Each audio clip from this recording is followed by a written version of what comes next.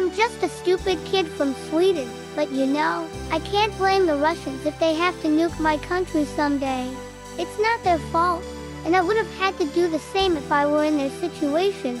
It's not the Russians that are in our master's backyard. They're not even in his neighborhood. It's our master who is putting his military bases in the Russians' backyard, and who is putting his nuclear weapons all along the Russian border. You know, our politicians won't even let the citizens that they are supposed to be working for take a vote on whether they want to join the NATO aggression pact or not. Even though a public referendum on the subject is supposed to be a mandatory rule and criterion before you are even allowed to apply for NATO membership, according to their own rules and regulations. And when Erdogan suddenly saves the day by opposing our membership application, then our regime decides that the Americans and NATO are welcome to use our territory for their military purposes anyway. And they are taking this most extreme and dangerous decision without ever asking its own people.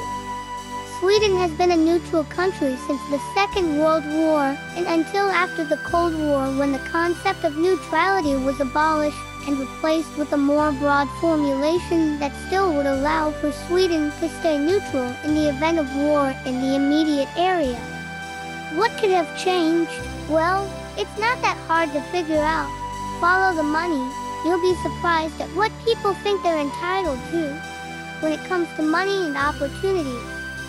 In the United States of America, most politicians are bought and paid for through campaign money. But you know, in any other country, campaign money is just another word for bribes. Here's how it works. The lobbyists are buying all the politicians they can get from both sides, because that way it won't matter which party it is that happens to win. The Swedish politicians lack the same trustworthiness as their American counterparts, as they hang out at the WEF and the Bilderberger Group, and then most often leave politics for a well-paid position within the private sector. The former Supreme Commander of Sweden, who retired in 2015, was immediately employed by the military industry, where he started work in the American market as an advisor for Saab, among the other warmongers that also benefit from a world at constant war.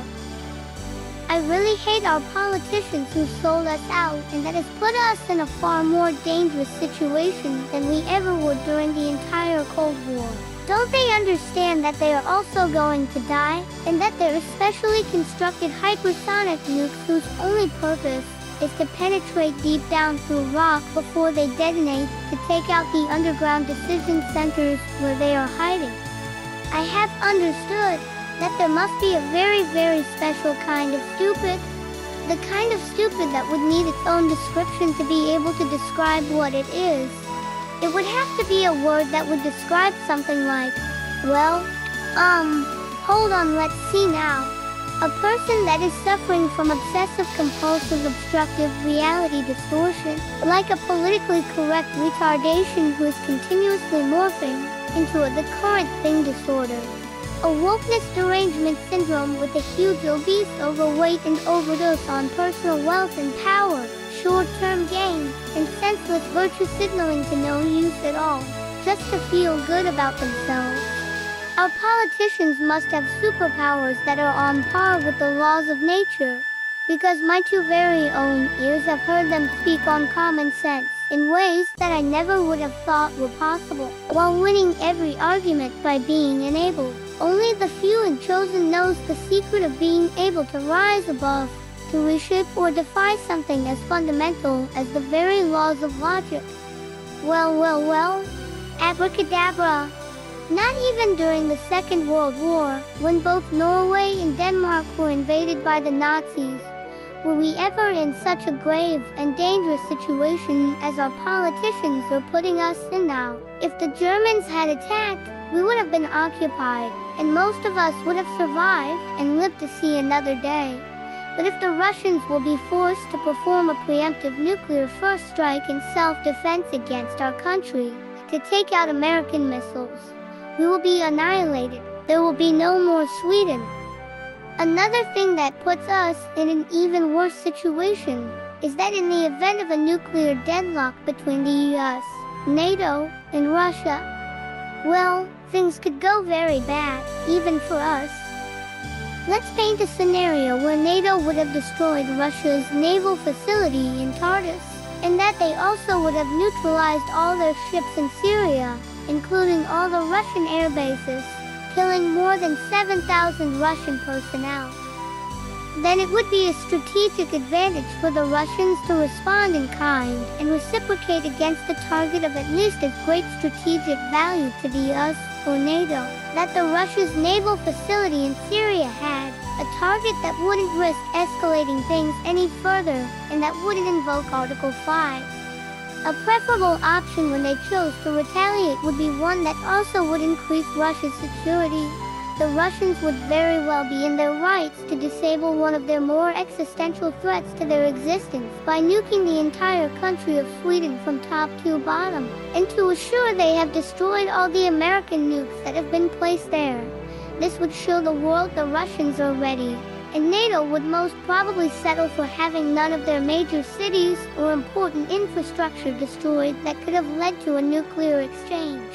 Seeing 10 million Swedes perish in radioactive flames will encourage everyone to want to negotiate, and the United States, NATO, and Russia now have an off-ramp and a way out, as they can turn to diplomacy as the stalemate from the destruction of the naval facility in Syria has been retaliated. We are the perfect sacrifice in a deadlock situation. Taking out a nuclear target in Sweden doesn't have to mean the end of all human civilization. No one is going to start a full-out global nuclear war if someone performs a nuclear strike that would annihilate Stockholm, the capital of Sweden. The same thing goes for Ukraine. No one would start World War III and go nuclear if Kiev were leveled to the ground by a nuclear missile. Because any form of escalation after that would be meaningless, because the next step would be the end of the world. The thing that bugs me the most about all this is that both the Ukraine and Sweden were in no danger and had no geopolitical or military threats whatsoever until the Americans decided that they had to secure our region from our own neighbors. But we can always take comfort in knowing that when the shit hits the fan and all the highly radioactive soy boys that might have survived the initial blast and who now are being trapped in their cellars beneath the rumble of their collapse and burning houses, then they will have some time to think and reflect on their choices in life and what consequences that might have had. They will finally have some quality time outside the echo chamber to themselves before they get too sick from all the radiation. Then all the soy boys will start to commit ecocide by eating red meat, processed sausages, bacon, and real cheese. But hey, what do I know? I am just a stupid kid.